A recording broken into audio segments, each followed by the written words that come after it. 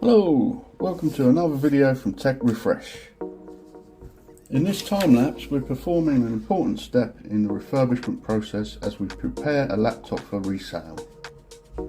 During years of service, a lot of dust and debris will build up in the fan heatsink assembly and the thermal paste on the CPU will dry out. This affects its efficiency and can cause the laptop to overheat, potentially affecting reliability and longevity of the laptop. This can also cause laptop components to thermal throttle, affecting performance.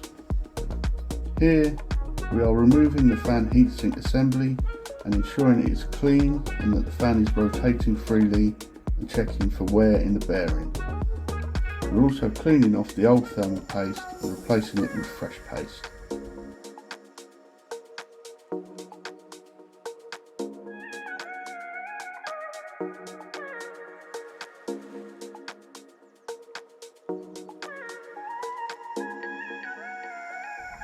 Thanks for watching this video, we hope you enjoyed it and watch out for more videos from Tech Refresh soon.